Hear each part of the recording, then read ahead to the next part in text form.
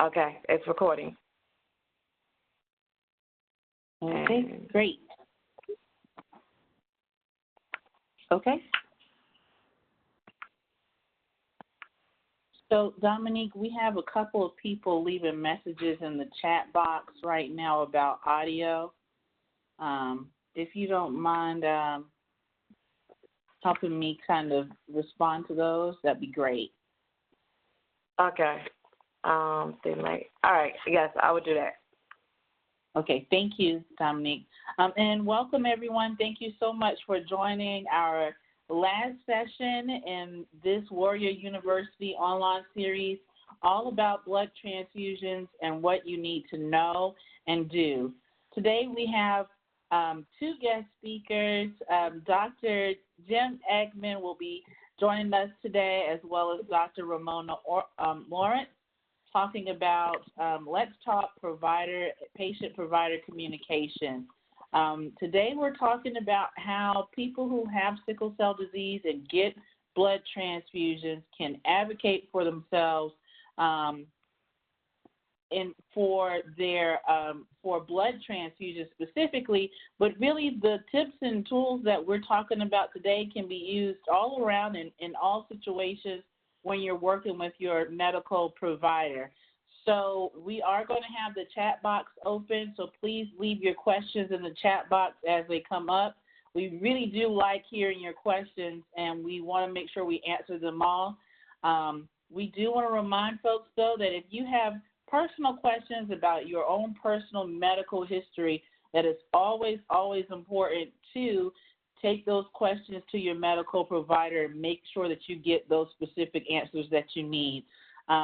So with that being said, I'm going to pass it over to Dr. Raymona Lawrence, and she's going to kick us off talking about patient-provider communication. Hello, everyone, and welcome. We are really excited. This is kind of the culmination and bringing everything together that Dr. Eggman has talked about before. And so it's really exciting to be able to talk about the big part of this, and that is patient-provider communication. We want to talk about a scenario and then talk about ways that you can handle the communication that you have with your provider so that that goes well. And this is a huge part of avoiding transfusion reaction, is just by being able to communicate and to make sure that you understand your own health and that your provider understands what's going on with you as well.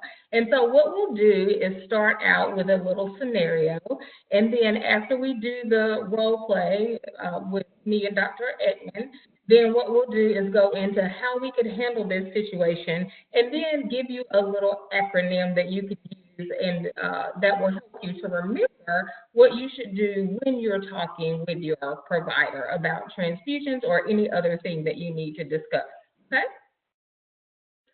So, Dr. Eggman, are you ready to go? I am ready to go. Should I start out? Yep, go ahead. Okay, so the situation is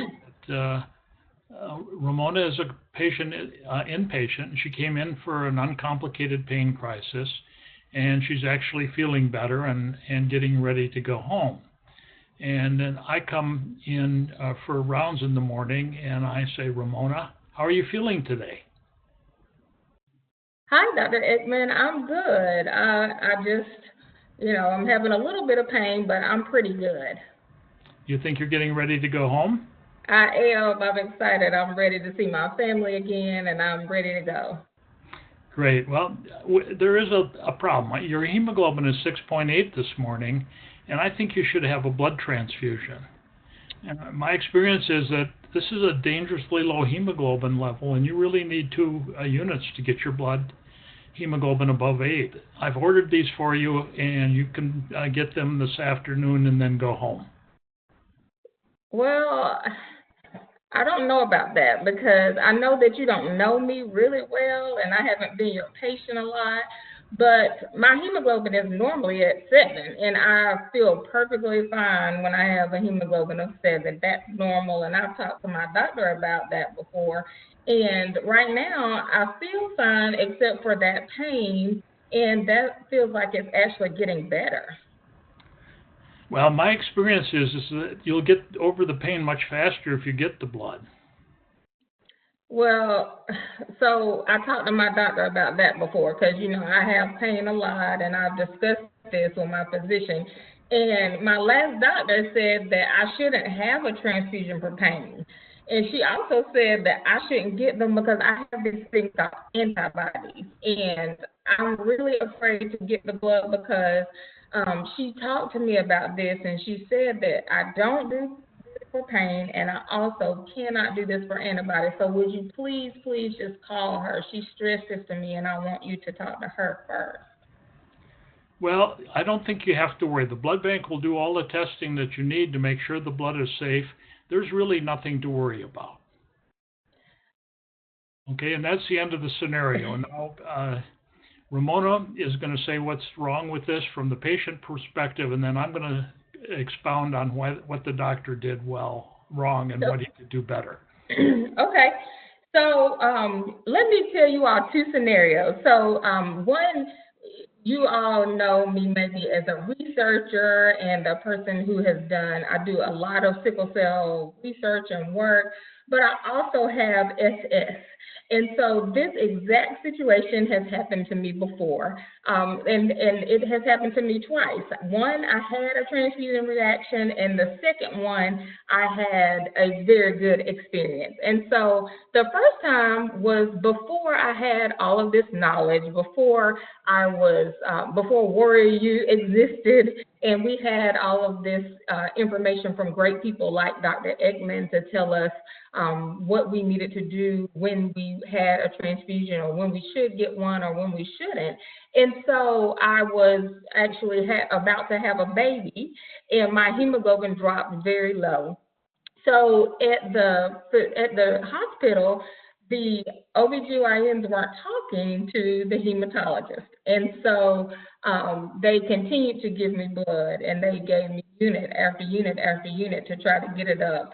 And at that time, I wasn't an advocate for myself. I wasn't worried about getting the blood because, one, I had never had antibodies before.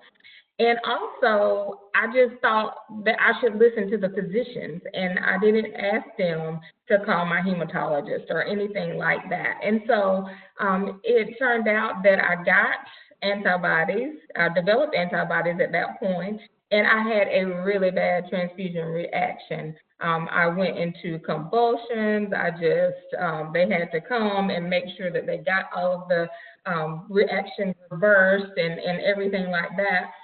And later we found that my hematologist said, no, they never called me. We never talked. And so at that time I learned, one, I had antibodies, and two, I had to be an advocate, and I had to communicate, and I had to make sure that my physicians were communicating with my hematologist or other physician who knew what my hemoglobin should be, so that I wouldn't have that issue. Now, let's fast forward 10 years later. I had another baby, and I had to have blood transfusions again. This time I said, no, I have antibodies. I need for you to call and talk to my physician. Do not do anything with me until you have talked to my hematologist. And the blood bank did run the blood, and they said, yes, you absolutely do have those antibodies. Thank you for letting us know. We have the right blood for your antibodies that you have. You can take this blood. Your doctor said it was fine for you to get this blood, and I had the transfusion, and I was perfectly fine and didn't have any reaction.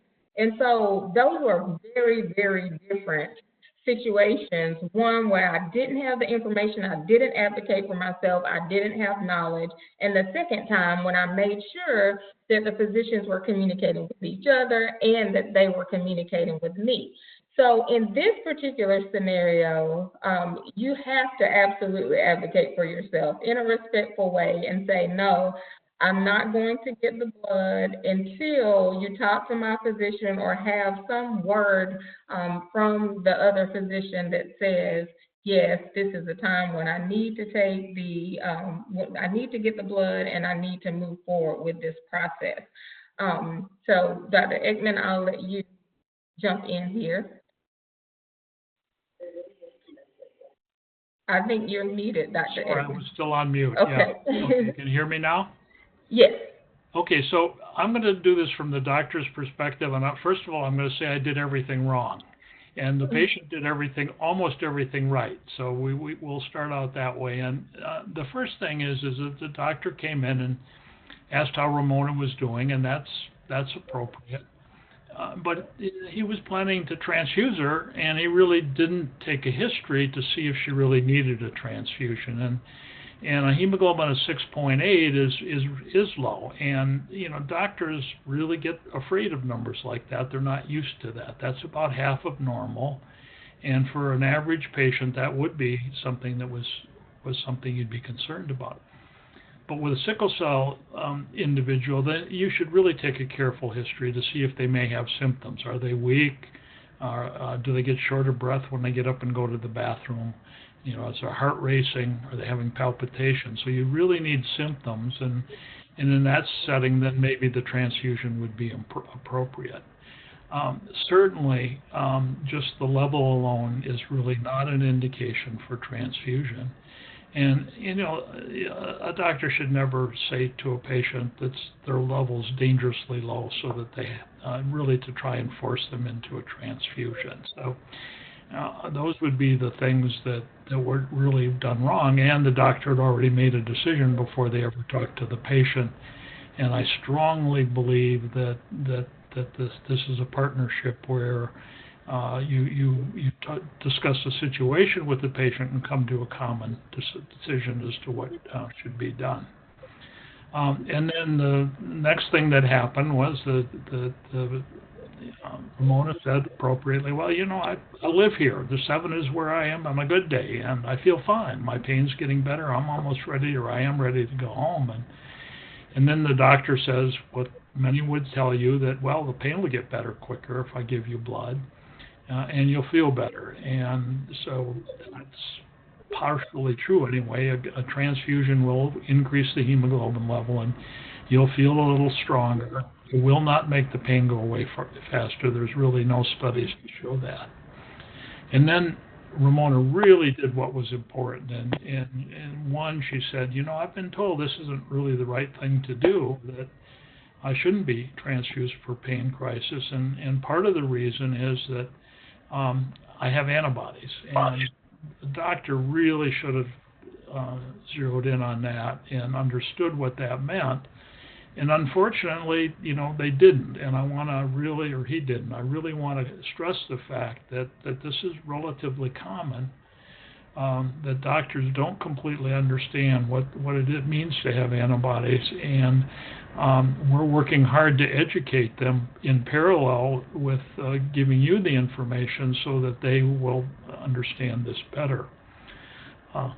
And so, he makes a statement that's really incorrect. As we showed you in the second session, there is a situation where testing will not pick up antibodies, and it isn't safe to get transfusions. You have to know the history of the individual having the antibody, and there clearly is something to worry about here.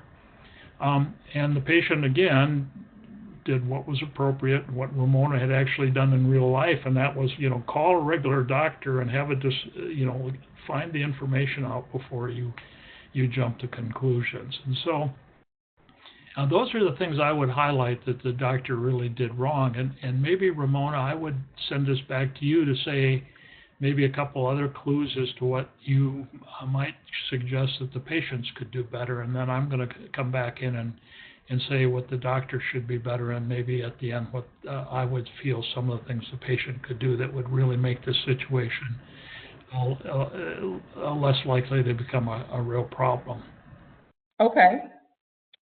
So when we're looking at this, one thing is that patients are worried about, physicians are worried about just trusting exactly what a patient says. They like to see the data, they like to see the information. So maybe what the patient could do better is have that information that's written down in a way that they can present it to the physician, so that it's not just something that you're saying, or, and it just is a random note, right? And so the physician feels a lot more comfortable when they see something that is that they can trust. And yes, they should trust the things that you say, but it's reality. It's their job. They want to protect you deep down in their heart as well. And so they want to be able to see the evidence of this. And so making sure that the patient has the information in a way that is written out, that the physician can see it, is something that could be done a little bit better. The patient could also have the physician's name and information written out so that they could go ahead and hand it to the physician. Again, this is another form of information that they could have to make sure that they're able to communicate and directly give that information over so that they sound like a trusted source. Okay?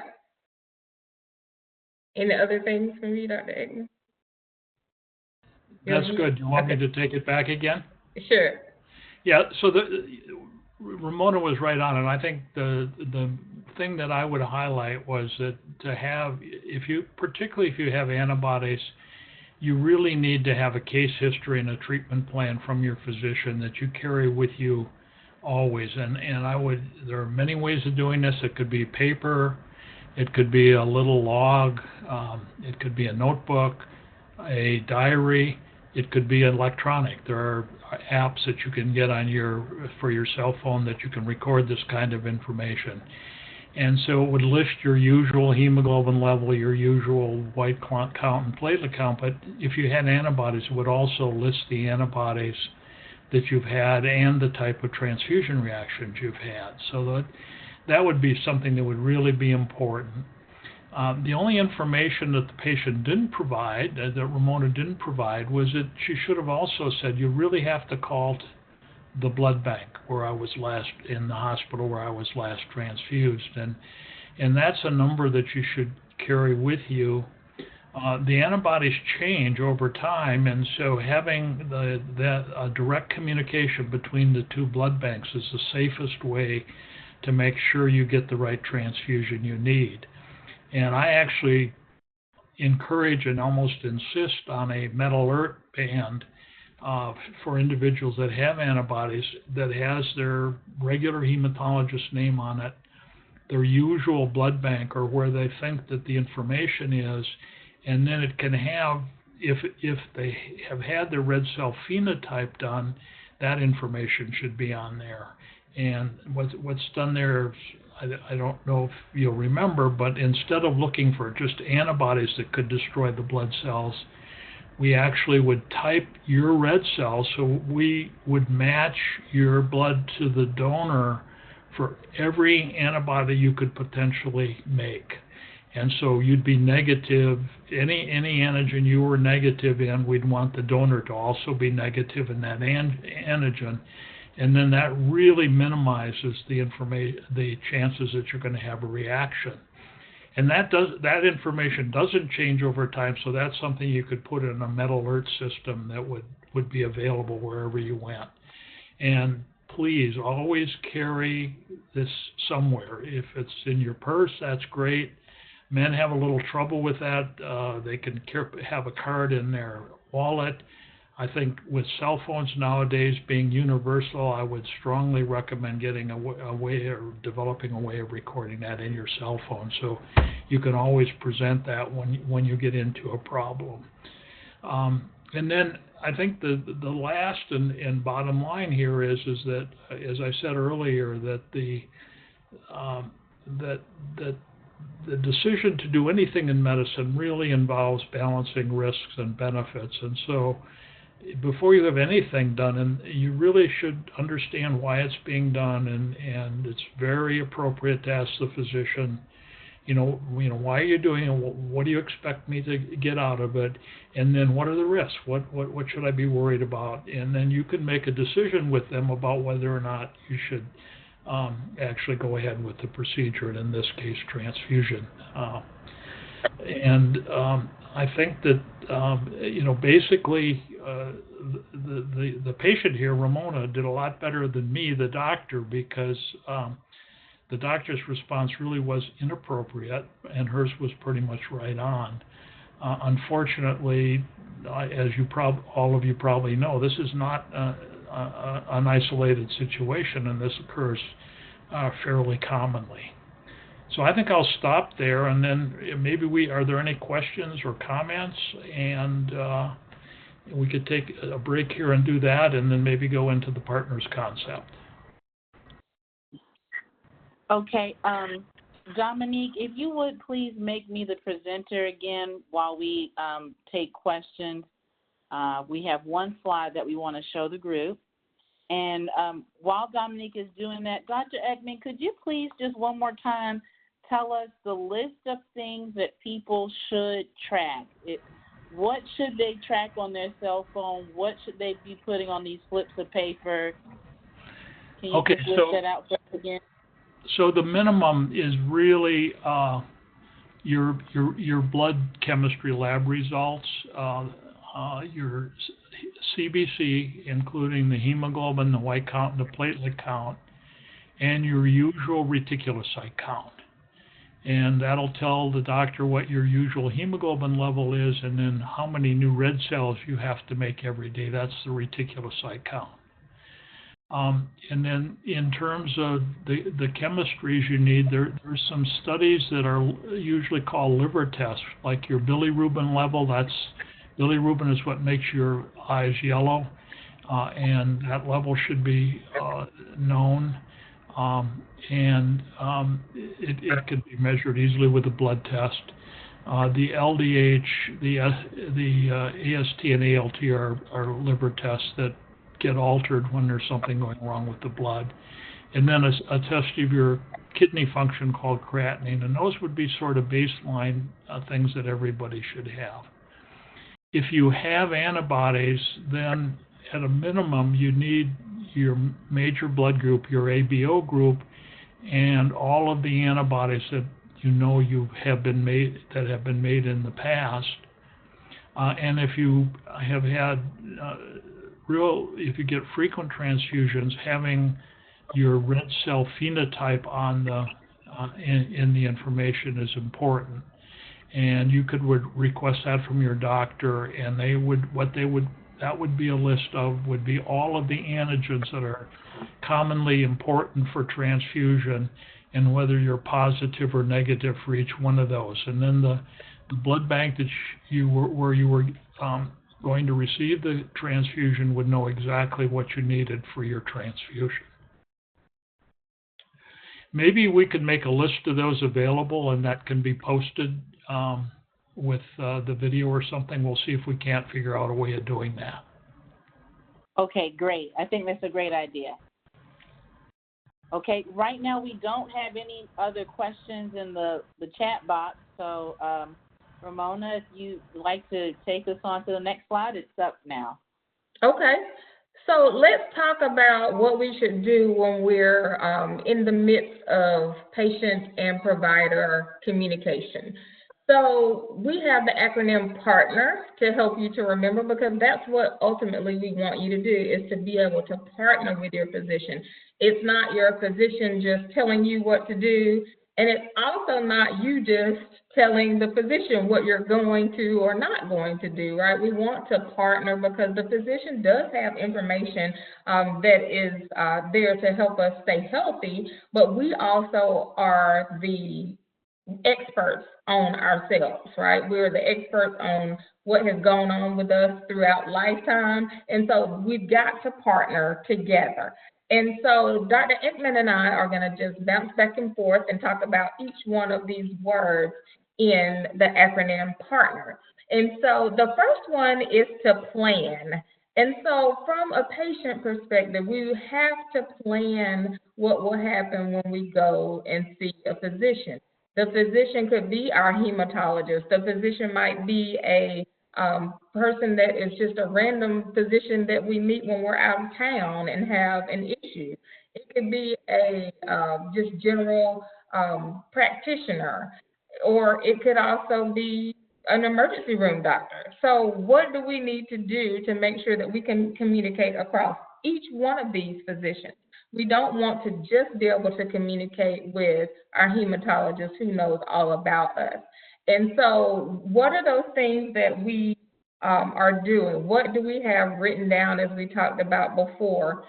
Who will advocate for us if we can't speak for ourselves?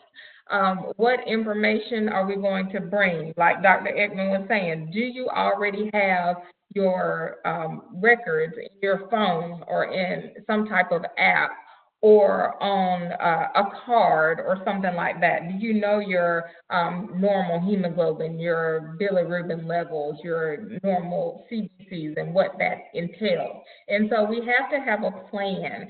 And so that is what the letter P is for, is plan. So how do we plan to communicate with each one of those types of physicians? Okay, Dr. Egner? You're muted. I'm sorry. So That's okay. that really is very complete. I would add a couple things. One is that remember that things can happen no matter what you're doing, and so this is something you need to have with you all at all times. Whether you're taking a trip around town, whether you're going on a vacation, whether you're going away to school. And so the having a plan written or electronic in some form that's readily available and always with you is really important.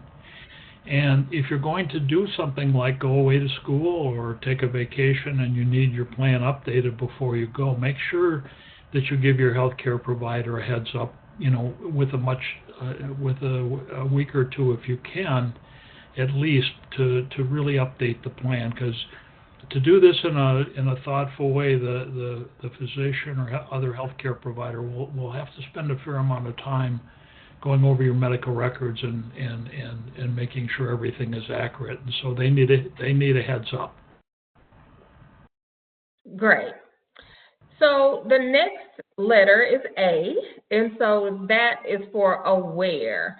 So are you aware of your antibodies that you have? Are you aware of the numbers that you have, your hemoglobin, your normal hemoglobin number, where you normally are with your bilirubin? I know that I went to the doctor, and this is just my internal medicine physician, and he said, "Oh my gosh, your bilirubin is so out of whack. I need to get all of these tests run." And I said, "No, it's because I have sickle cell disease that my bilirubin is always like that. It's okay." And he said, "No, I just need to run some further testing." And so you have to be really aware of what is normal for you, because when other physicians look at what our numbers are for individuals with sickle cell, it looks very different and very off sometimes.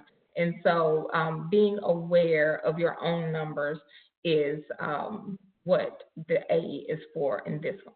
Okay, Dr. Egner? And so I'd add to aware is to be aware of your body. Know your body. Know what your exercise limit is. Yes. How your pulse feels, and how yellow your eyes are, how dark your urine is, and if these change, that it's not just the numbers, it's how you feel, and for things like the yellow of the eyes, it's how they look, and if those change, that can be a sign that something's going wrong and that you need to have that checked out. And it also is very helpful when a physician is trying to decide whether you need a transfusion or not. If you really track very carefully, what your really usual exercise tolerance is, what makes you short of breath, how many flights of stairs can you run up, and then if that changes, then that's a sign that maybe that slight small fall in hemoglobin might be important, and that you might need a transfusion. Great. So, Dr. Eggman, the R is for respect, and so we have to respect each other. And so it's important to respect the knowledge that our physicians have, but it's also important that the physician respects us as patients. And so we want to make sure that we give respect, but we want to make sure that we also get respect. And so one way of doing that is to have the information that we talked about before, is making sure that we have a plan, that we're aware of what's going on with us so that we can relay that to our physicians. And that brings about a level of respect because we can communicate better and we can understand each other. And so that helps us to respect each other because we're communicating in a way that relates to each other. Be polite. It's really important. Yes. If you have a real disagreement with a healthcare provider, it really, really is important to keep your cool. If both sides of the problem get angry at each other, then things are not going to go well. And so being polite, trying to use a soft voice and talk respectfully.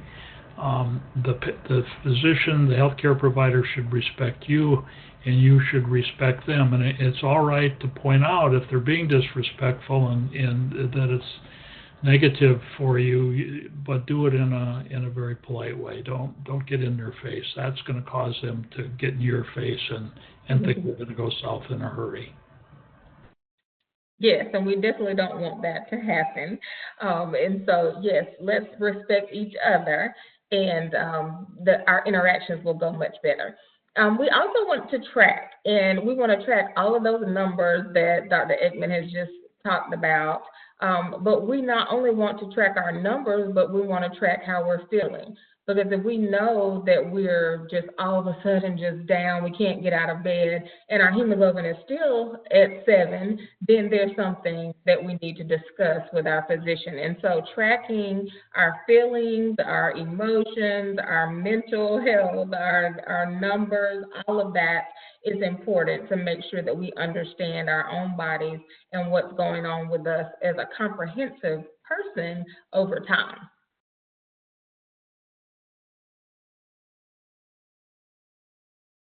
Actually, I really don't have much to add to that. That was said perfectly, and I sort of have already provided some of the information, but I really am going to sit down and write that down, and we'll figure a way of getting that out.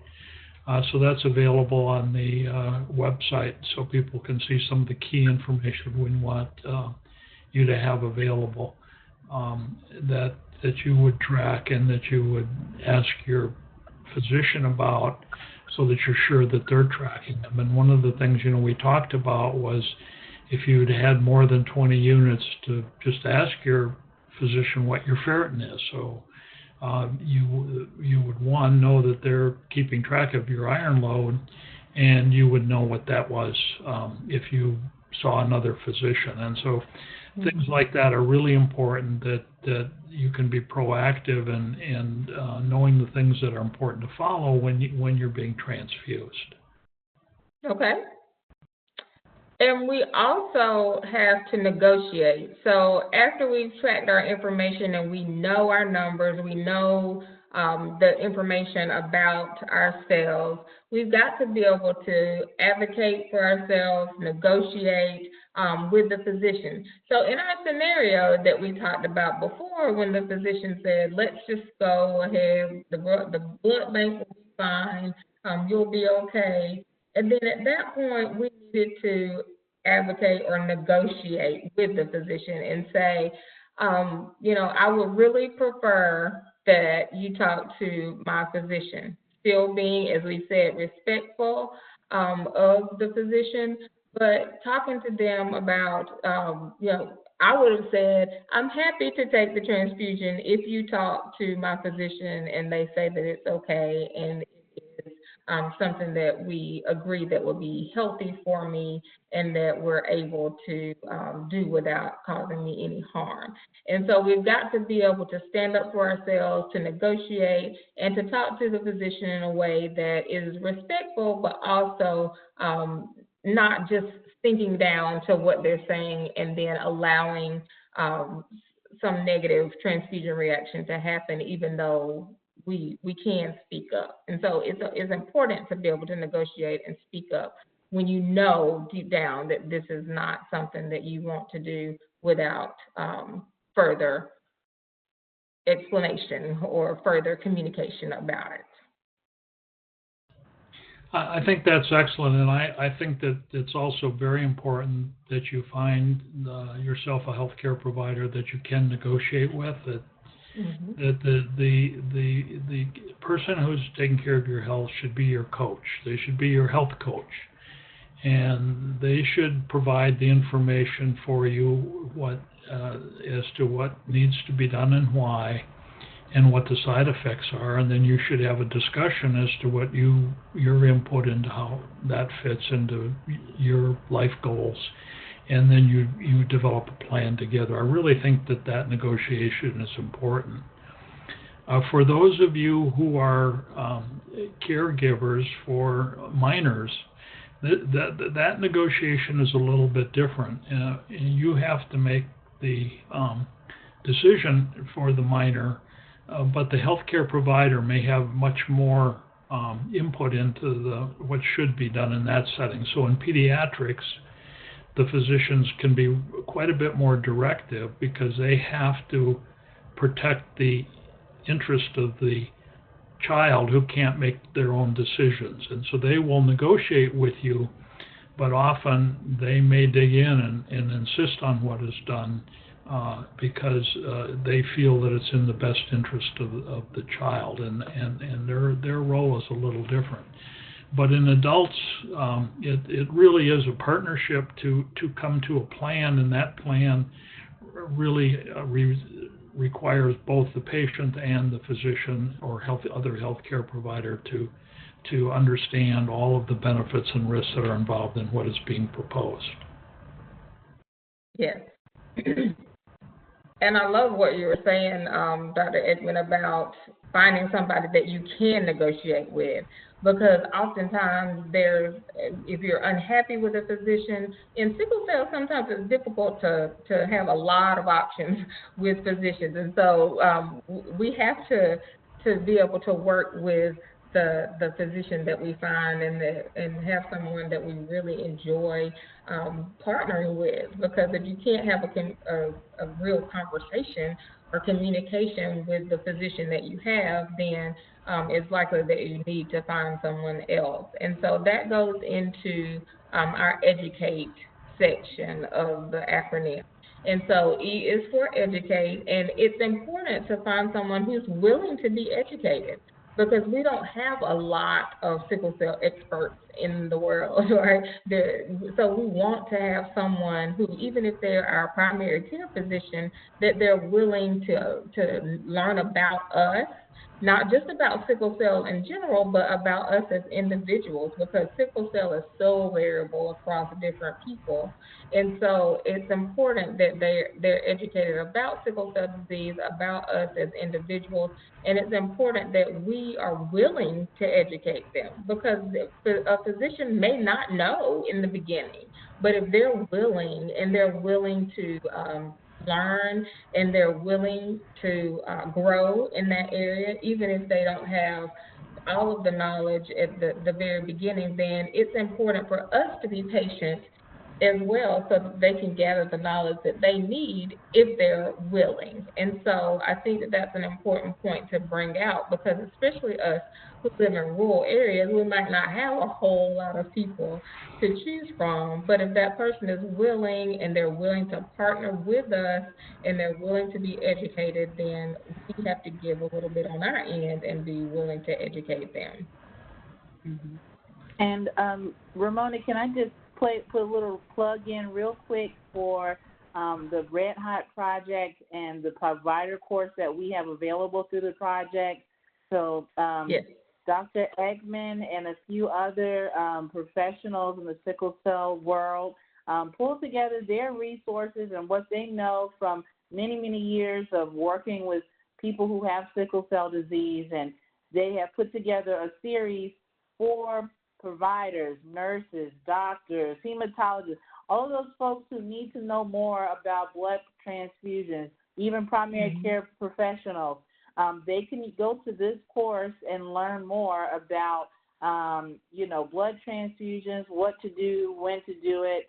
And so I will make sure that that resource is available to everyone that participated in the series. So I just wanted to put that quick plug in there. Thank you. So everybody has said it very well. I think that the important thing for all individuals to realize that both the individuals who are patients and individuals who are caregivers, doctors learn from their patients. That's really the only way that they learn in an ongoing way over the years. And so providing them with insights into your disease, providing them with information, and finding a physician, as Raymona said, who's interested enough to learn more is also very important. You have to understand that they do have egos, and so you have to, again, be very polite in the way you approach it. But most physicians who are honest with themselves will say that they learn 90% of what they know from their patients and 10% from journals and textbooks. And so you have a key role in doing it, and it's a matter of doing it in a way with respect and politeness. Awesome. So the last part of that acronym is the R, and that's relate. And even though we may be very different from our providers, we have to find a way to relate. So you should also get to know your provider. I want to know, how many kids does Dr. Eggman have, or what does he like to do? Because we both may like to dance, or we both may like to sing, or anything like that. So we find some common ground where we can relate, and then we're able to, again, reach a higher level of communication. And so relating to them and making sure that we are at a place where we can understand each other is very, very important. And so that's the R for relate. Dr. Eggman? That was perfectly said. I mean, it really is important that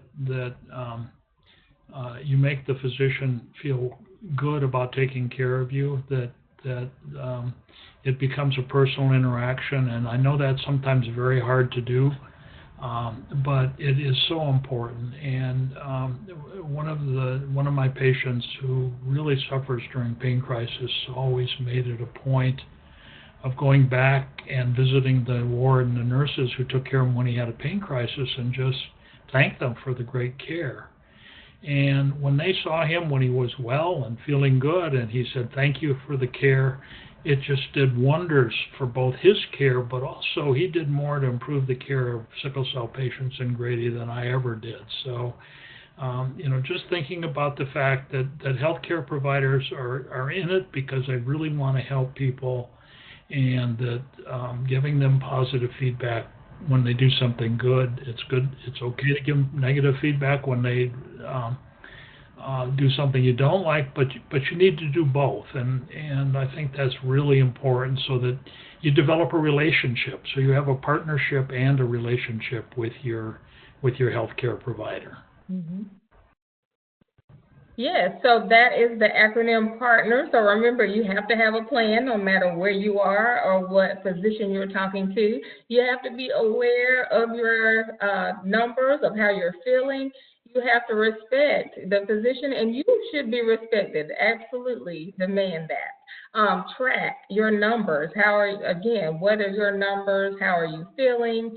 Be able to negotiate. So if it's time to talk about a transfusion, make sure that you're able to advocate for yourself. Stand up and not only tell the doctor what you will or will not do, but you want to partner with them and make sure that you all are coming to a conclusion together. Educate your physician, especially if they're willing to learn more about you and about sickle cell disease, and find a way to relate and to show gratitude towards your physicians as well. And so please partner. Think about that when you're thinking about patient-provider communication in any situation in the future, okay? All right. So we thank you all both so much for that important information about partnering with your medical providers. Right now, we don't have any questions in the chat box. So I just wanted to move the slides forward. These are all of the different talks that we've had over the series. So I wanted to open the floor for any questions that you all may have had, especially for those folks who have been with us for multiple sessions. Maybe you started talking to some folks and some questions popped up, and maybe you have some new questions that you didn't get the chance to ask. So I want to open the floor to questions for tonight's presentation, and if you all have any other questions from our previous sessions also. So I'm just going to give folks a second to type in the box.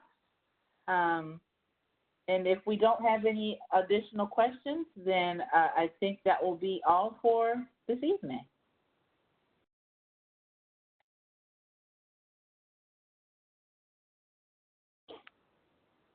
Okay, so I don't see any more questions popping up, but I do want to make sure that people,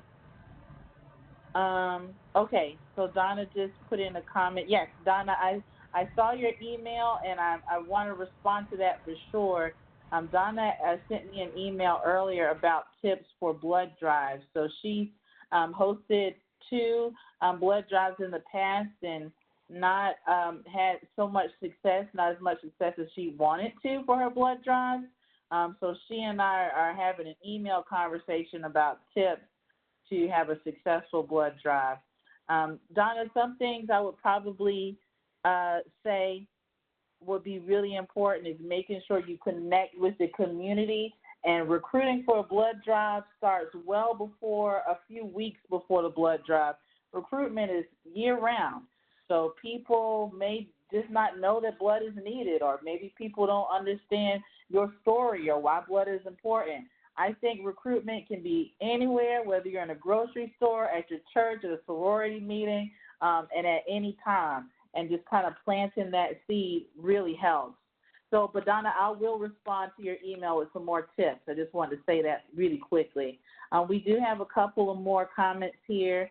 Amelia said that this was extremely informative. She learned a lot, and she hopes that we will repeat these sessions in the near future. We do have the sessions recorded, so we will have those posted online on the Sickle Cell Consortium website. So keep your eyes open for that notification when the sessions are posted.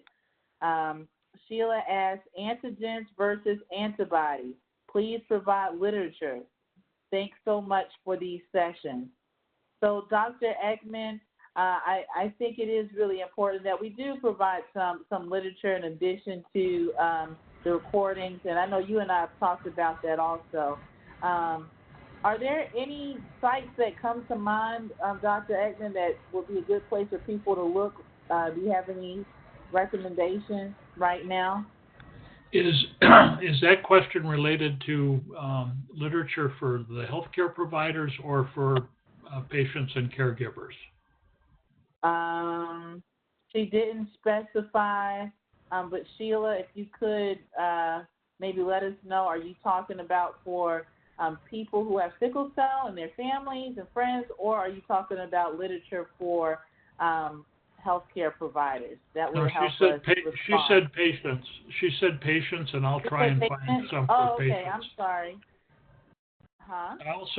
I'm also going to get 3 references to Warrior University that discuss it, that are very appropriate for every physician who's thinking about transfusing a sickle cell patient. And so we'll see if we can't make those available some way so that you could have those available to actually give to your healthcare provider.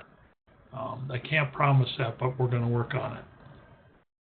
Okay. In the meantime, Dr. Ekman, are there any places where they can look, reliable resources that you would recommend them to look to learn more about antigens versus antibodies? Not off the top of my head. I've looked, when I was preparing the talk, I looked pretty extensively and I didn't find anything that was great, but I'll make a further search and see if I can't find something that would be helpful. Okay. The session that we did, session 2, had a lot of information on that, and maybe that would be a place to start. But I'll try and get some exact articles that are targeted to individuals who are not healthcare providers. Okay, excellent. Thank you, Dr. Ekman. So Sheila, just keep an eye out for that recording being posted online. We should have that up relatively shortly. So this next comment says, I'd like to know if a list can be generated referencing physicians in the Atlanta area who specialize in treating adult SS patients. My daughter will be transitioning from the Children's Hospital in a few years. So the answer to that is I think that's being done, and I'm not sure how that's going to be published, but it is being done. We're generating that as part of the activity with educating physicians, and so we will see how we can make that available.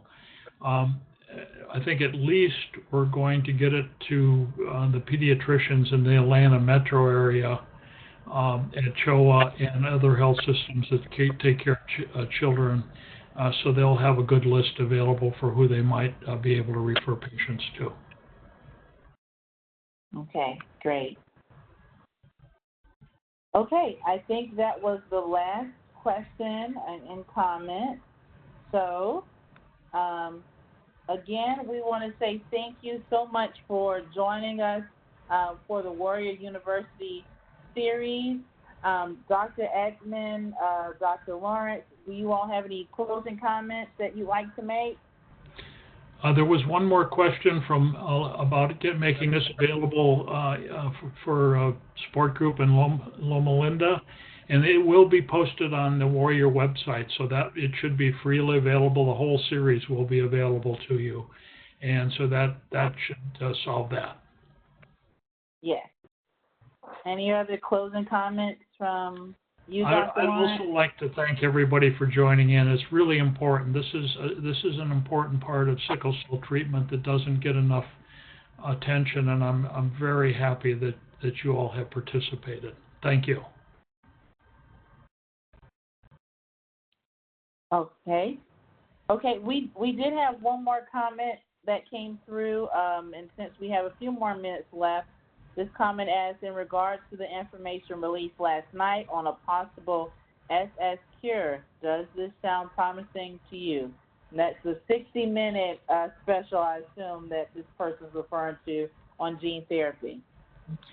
It really seems extremely promising to me. I think that there are now several ways of doing gene therapy that may allow us to correct the disease in many, if not most, young individuals with the disease.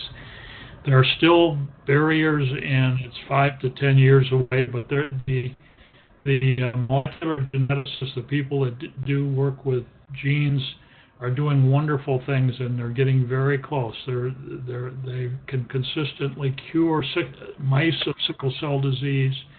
And there have been some situations where they've been able to use gene therapy to cure humans with sickle cell disease and thalassemia, which is very closely related. And as I said, there are still hurdles, but we're very close, and I'm extremely optimistic that it's coming very soon. Okay. All right. Dr. Lawrence, any closing comments from you? No, I'm just very grateful and thankful for everyone who has attended these sessions, and I'm extremely excited that we got to end this with patient-provider communication, because I think that that is the thing that's going to make this really work, right? And so good luck to everyone, and I'm excited that you all have this information now, and please take it, use it, review these sessions, and use it with your physician so that you are educated and you're prepared to prevent those transfusion reactions if at all possible. Awesome. Again, thank you all so much for joining us for this entire series, and we hope that you will let us know if you continue to have questions. We're always around, so feel free to continue to send us questions if you have them. Thank you so much. Thank you. Great. Bye-bye. Thank you, everyone. Thank you. Bye. Bye. Bye.